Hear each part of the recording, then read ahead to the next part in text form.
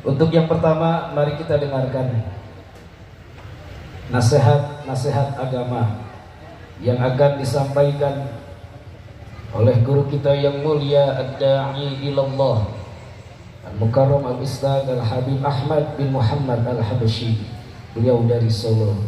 Pada beliau waktu dan tempat kami persilahkan. Sallu ala Muhammad.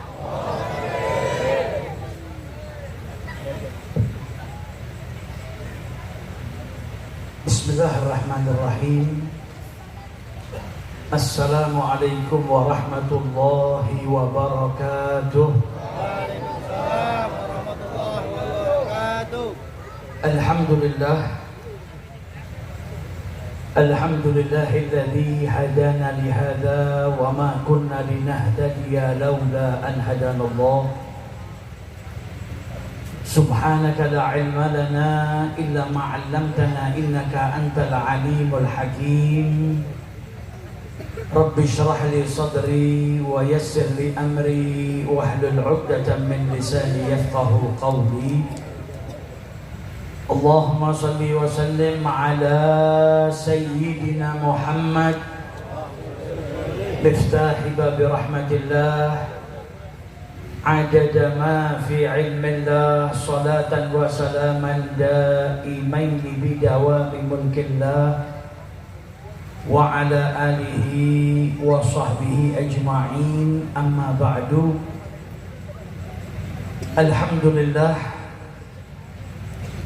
di malam yang penuh berkah ini Allah Subhanahu wa ta'ala kumpulkan kita di majlis yang tidak kita ragukan majlis ini diridhai oleh Allah Subhanahu wa ta'ala. Malam hari ini kita tidak berkumpul di majlis ini terkecuali karena rasa cinta kita kepada Nabi Muhammad. Dan insya Allah tidak dikumpulkan kita di majlis ini terkecuali karena Allah hendak mengampuni dosa-dosa kita dan menempatkan kita kelak di surga bersama junjungan Nabi besar Muhammad sallallahu alaihi wasallam. Yang jelas insya Allah, Allah tidak mau kita tergolong sebagai orang-orang yang celaka. Karena Allah katakan perkumpulan seperti ini humul qaum la yashqa bihim jalisuhum. Yang duduk bersama mereka tidak akan celaka. Maka insya Allah malam hari ini kita dikumpulkan di majelis ini karena Allah tidak ingin kita menjadi orang yang celaka. Sebaliknya Allah menginginkan kita menjadi orang-orang yang beruntung, orang-orang yang berbahagia di dunia sampai di akhiratnya Allah Subhanahu wa ta'ala. Amin ya rabbal alamin. Alhamdulillah, malam hari ini kita tidak berkumpul di majelis ini kecuali karena rasa cinta kita kepada Nabi Muhammad. Dan bicara tentang cinta kepada Nabi, maka orang-orang yang menjadi suri tauladan kita untuk mencintai Nabi Muhammad adalah mereka yang hidup di zamannya Nabi Muhammad dan hidup di sekelilingnya Nabi besar Muhammad sallallahu alaihi wasallam.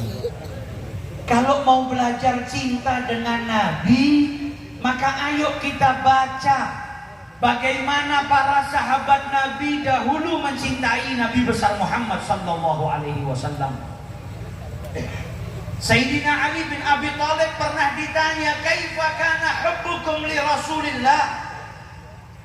Wahai Ali bin Abi Thalib, bagaimana dahulu kecintaan kalian kepada Rasulullah? Apa jawab beliau? Kana Rasulullah sallallahu alaihi wasallam ahabbu ilaina min amwalina wa auladina. Nabi Muhammad itu lebih kami cintai daripada harta-harta kami. Nabi Muhammad itu lebih kita cintai daripada anak-anak kami. Wa abaina wa ummahatina, dan lebih kami cintai daripada bapak-bapak kami dan ibu-ibu kami. dan kami mencintai Nabi Muhammad melebihi daripada air dingin, air sejuk bagi seseorang yang kehausan. Para sahabat Nabi sudah bisa mencintai Nabi Muhammad melebihi daripada bapaknya, ibunya, hartanya. Sudah bisa mempraktekkan apa yang dikatakan oleh Allah di dalam Al-Quran. Qul in kana aba'ukum wa abna'ukum wa ikhwanukum wa ashiratukum wa azwajukum wa amwalun iktaraftumuha wa tijaratun takshawnaha kasadaha wa masakinun tardawnaha. Itu semua terkalahkan. Para sahabat mencintai Nabi Muhammad melebihi daripada bapaknya, ibunya, anaknya, hartanya, tempat tinggalnya, tijarahnya atau perniagaannya. Itu semua nomor sekian bagi mereka, karena mereka lebih mencintai Nabi besar Muhammad sallallahu alaihi wasallam ketimbang apapun di muka bumi ini. Dan mereka juga bukan cuma sekedar ngaku. Para sahabat Nabi yang masuk Islam itu ketika hijrah ke Madinah membuktikan cintanya kepada Allah dan Rasulnya melebihi daripada hartanya. Karena hijrah itu meninggalkan rumah, meninggalkan harta, meninggalkan kebun kurma, meninggalkan binatang ternak. Sahabat Nabi keluarnya ketika hijrah sembunyi-sembunyi. Yang namanya keluar sembunyi-sembunyi itu gak bisa bawa apa-apa. Kemudian ketika diperintahkan oleh Allah berperang di jalan Allah melawan orang-orang kafir Quraisy, di safnya Nabi Muhammad ada yang seorang anak dan bapaknya di safnya kaum musyrikin yang memerangi Nabi Muhammad sallallahu alaihi wasallam. Bayangkan anaknya bersama Rasulullah, musuh di hadapannya, di komplotan musuh ada bapaknya. Ada yang di safnya Nabi seorang ayah, tapi di safnya kaum musyrikin ada anak-anaknya, buah hatinya yang tidak beriman kepada Nabi Muhammad, bahkan datang untuk membunuh Nabi Muhammad sallallahu alaihi wasallam. Tapi kecintaan mereka kepada Nabi Muhammad sudah melebihi daripada kecintaan mereka kepada bapak, ibu, anak dan apapun. Makanya diriwayatkan bahkan seorang wanita dari kalangan Ansor ketika Nabi pulang dari peperangan, itu wanita keluar didatangin sahabat. Dikabarin kalau bapaknya meninggal, suaminya meninggal, kemudian saudara laki-lakinya meninggal. Kerabat laki-lakinya meninggal dunia, bapaknya, suaminya, saudara laki-lakinya. Tiap kali dikabarin ayahmu wafat, jawabannya apa? Bagaimana Rasulullah? Ma fa'ala Rasulullah. Bahkan tanyanya saja penuh dengan adab. Beliau nggak tanya Rasulullah hidup nggak, beliau nggak tanya Rasulullah wafat nggak, Rasulullah selamat nggak. Pertanyaannya bukan seperti itu. Pertanyaannya ma fa'ala Rasulullah. Apa yang dikerjakan, apa yang dilakukan oleh Rasulullah. Karena kalimat fa'ala, orang itu nggak mungkin berbuat atau melakukan kecuali dia hidup. Orang mati nggak bisa. Jadi tanyanya juga sambil optimis kalau Nabi masih hidup. Dengan penuh harapan maka dia tanya, ma fa'ala Rasulullah. Kata sahabat, huwa bi khair. Nabi Muhammad baik-baik saja seperti yang kau harapkan. Kata wanita tadi, aruni hatta anzur ilaih. Tunjukkan kepada saya. Dia gelisah. Dikabarin bapaknya meninggal, suaminya meninggal, tapi kegelisahannya kepada Rasulullah sallallahu alaihi wasallam. Ditunjukin Nabi Muhammad, datang ke hadapan Nabi Muhammad dan berkata, kullu musibah, setiap ujian yang menimpa saya ba'daka ai ba'da salamataka ya Rasulullah, asalkan engkau selamat ya Rasulullah, maka musibah-musibah itu menjadi ringan bagi saya. Kalimatnya, mantuknya, musibah apapun yang terima saya ya Rasulullah, asalkan Anda baik-baik saja, ini musibah jadi ringan. Mau bapak saya mati, suami saya mati, saudara saya mati, tapi Anda baik, Anda sehat, Anda selamat, ringan ya Rasulullah. Berarti mafhumnya, kalau keluarga saya semuanya binasa, mati, tapi engkau baik-baik saja ya Rasulullah, itu baik buat dirinya, Berarti kalau Rasulullah tercelakakan, Nabi terlukai, Nabi tidak selamat, walaupun seluruh keluarga saya selamat, maka itu adalah musibah yang berat bagi saya.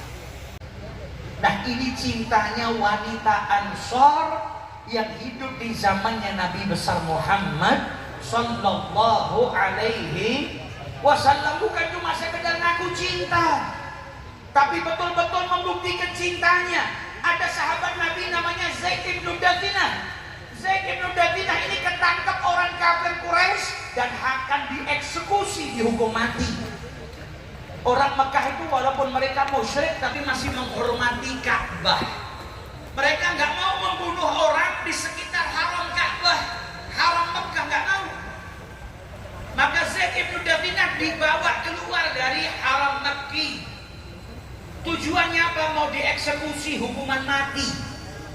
Sebelum dihukum mati ditanya sama Abu Sufyan. Saat itu Abu Sufyan masih musyrik, belum masuk Islam.